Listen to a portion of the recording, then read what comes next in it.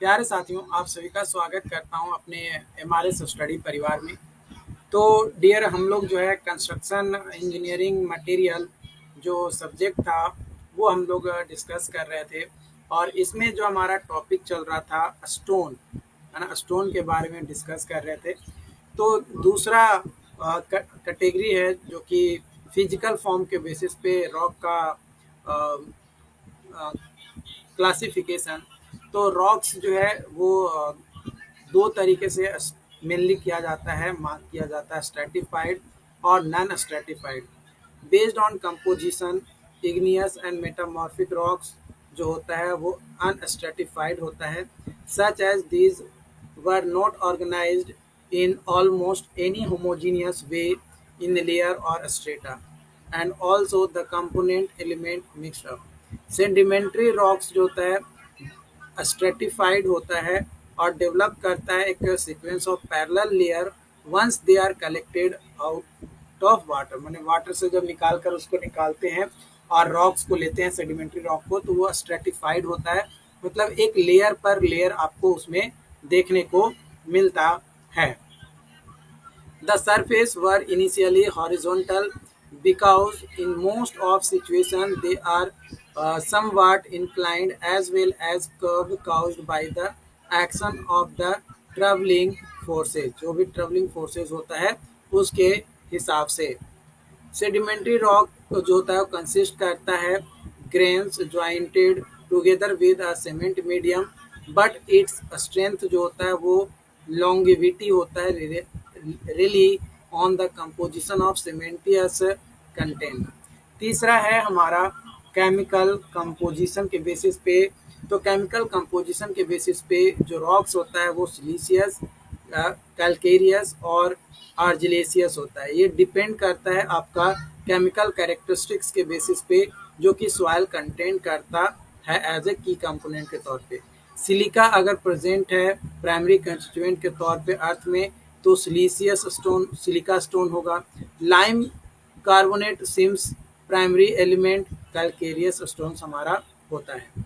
बात किया जाए यूज ऑफ स्टोन का, तो as in the primary material for foundation of structural engineering activities as well as building of walls, arches, buttresses, including dams, or stone masonry in area where it could be readily accessible, और total aggregate of concrete cement में भी जो है stones का use किया जाता है।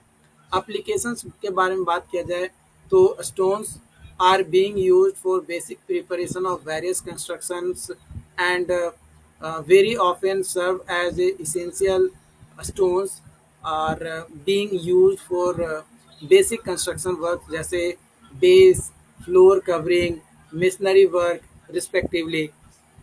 Stones are being used for ornamental as well as decorative elegance of various styles of building. Normally, these are being used for rail blast and also as a aggregate for cement, including lime mortar. Stones use किए जाते हैं in production of iron. Stones are used to create fireproof building. Normally, stones are used as building materials for various buildings such as dam, foundation, bridge, piers, ports, etc. Limestone serves as a fluid in the processing of cement and lime.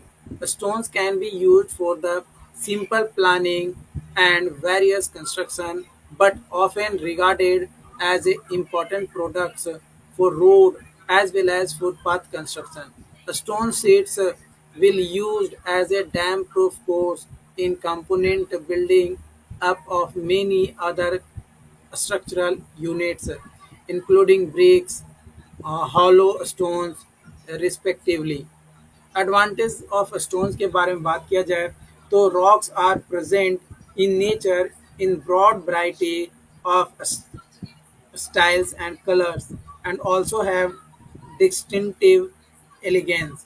Natural stones are thermal insulation, thus no modification is needed. So कुछ ऐसे भी natural stones होते हैं जो versatility होते हैं as well as formability होता है on number of materials, durable होता है, every stones is unique, cost effective, workability और इजी मेंटेनेंस हमारा होता है। डिसएडवांटेज अगर बात किया जाए तो मास ऑफ नेचुरल स्टोन जो होता है बहुत ज़्यादा होता है, हैवी वेटेड होता है, जिससे उसका कंजम्पशन जो होता है कंस्ट्रक्शन वर्क में वो टाइम कंज्यूमिंग होता है। वेदर और क्लाइमेट कंडीशन इन्फ्लुएंस करता है रॉक स्ट्रक्चर्स को और ट्रिगर करता है crack, mildew as well as dandruff to the soil. जो नेचुरल स्टोन्स होते हैं वो स्ट्रिप्ड होते हैं from the structures of the building by atmospheric as well as non sticky agents across period. Disadvantage अगर बात किया जाए हमारा मेटामॉर्फिक रॉक्स का, तो लिमिटेड अवेलेबिलिटी होता है, डिफ़िकल्टी इन एक्सट्रैक्शंस होते हैं, लिमिटेड डाइवर्सिटी होता है, लैक ऑफ पोरोसिटी होता है और सस्पेक्टिबल टू वेदर हमारा होता है। बात किया जाए केमिकल क्लासिफिकेशन ऑफ स्टोन्स की, तो silicate stones, carbonate stones, oxide stones, sulphate stones, phosphate stones, native element stones, तो ये तमाम हमारे जो है क्लासिफिकेशंस है, केमिकल क्लासिफिकेशंस है स्टोन्स के। डिसएडवांटेज अगर बात किया जाए इग्नियस रॉक्स का, तो disadvantage of many other rock materials including silica rich igneous rocks like granites contains generally low nutrient concentration and very low solubility. Both characteristics are negatively affect the are agronomic effectiveness of short term crops and particularly in temperate climates.